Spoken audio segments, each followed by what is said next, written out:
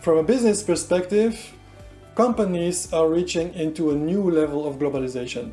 Until now, globalization was mainly about buying companies to reach a higher market share, buying market share in South America, buying market share around the world. And now shareholders are saying to the CEO, okay, it's nice that you use so much money to buy all those companies. We want return on this money. We want shareholder value. We want more revenue for less costs. And the question that we can ask ourselves now is, how do you reach global synergies? The first way to achieve these global synergies is to create shared service centers. So companies are going to take non-customer facing processes, like the IT for example, and put IT in India, or accounting services, they're going to put them in Bucharest. Or for example, human resource activities could be positioned in Poland. Another way to achieve global synergies is to harmonize and standardize processes around the company. When you were reaching globalization, when you were buying companies, you were buying different processes. For example, the procurement process was different from company 1 than from company 2. So there was not one way of doing procurement.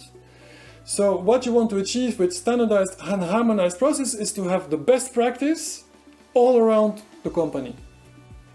A third and very important way to reach global synergies is to start selling parts of the company. Why sell parts of the company? It's because when you wanted to reach this globalization, when you wanted to reach global market share, is that you had to buy companies for that. You had to buy brands around the world to reach a bigger market share. But typically when you buy a brand, you have to buy a company. You cannot buy a brand, you have to buy the company. And these companies, they typically do not do exactly only these brands. They also have other brands.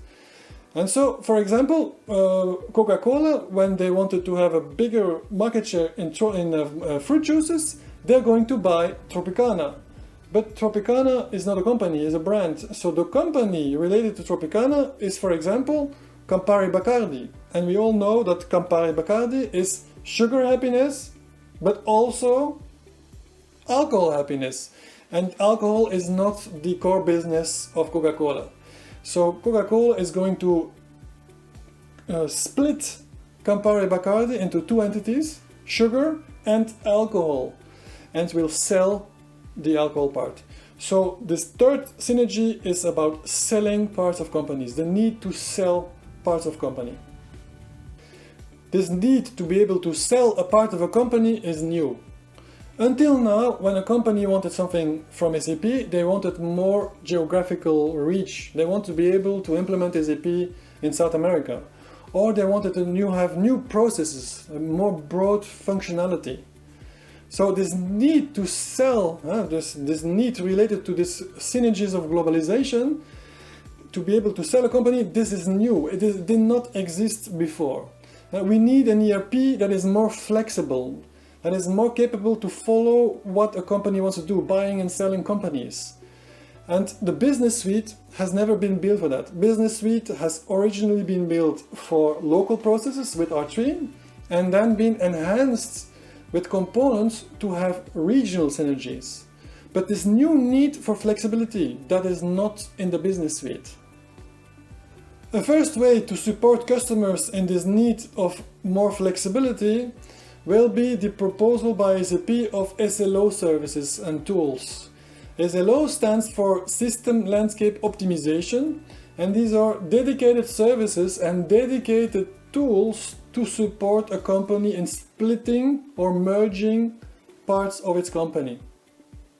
In the end, Coca-Cola still has a lot of different entities and is working with its partners, but the big difference with the previous phase in the 90s is that 10 years later we have a much more dynamic environment.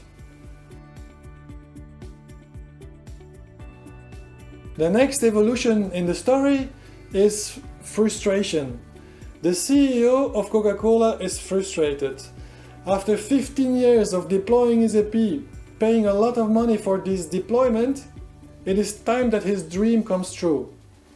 15 years ago, when he signed a contract with SAP, SAP sold him a dream.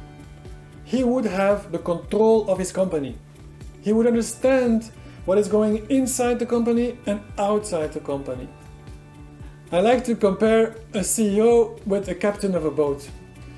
What does a captain of a boat need to do a great job? First of all, he needs to understand what is going on inside his boat. He needs dashboards to understand what is the performance of his engines. Secondly, he needs a radar. He needs to understand what are the risks in the neighborhood, or there are rocks in the neighborhood. And thirdly, he needs a satellite connection to understand where he can sell his bananas to the best price and where he can buy his fuel at the lowest cost. The captain of Coca-Cola has a radar with 80% visibility. 20% is black. Why? Because even when the CEO asks all his entities to implement SAP, there will be always about 20% of entities that will not implement SAP. For various reasons. They have no time, money, resource to implement SAP. They are very different and so they do not follow how SAP works. Or because they are kingdoms. The company has multiple kingdoms and the king does not want the emperor, the CEO, to know what is going on in the kingdom for political reasons.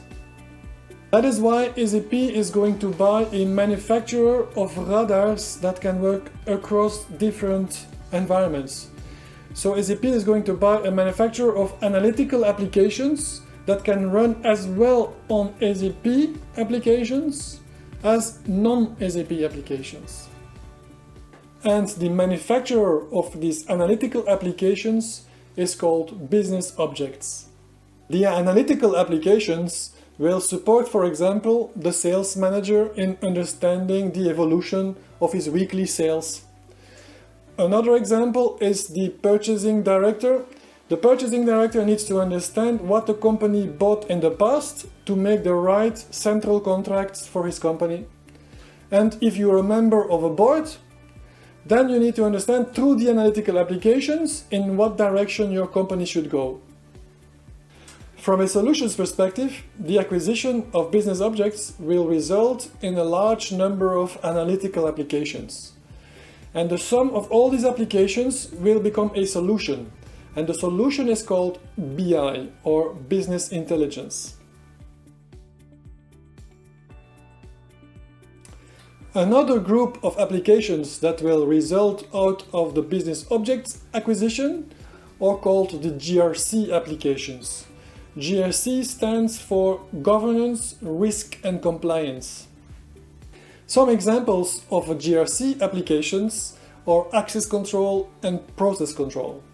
Access control makes sure that a person can only enter certain parts of a building that he is allowed to go.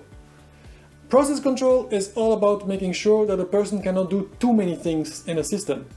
For example, make payments to a supplier and at the same time have the right to change the bank account of that supplier.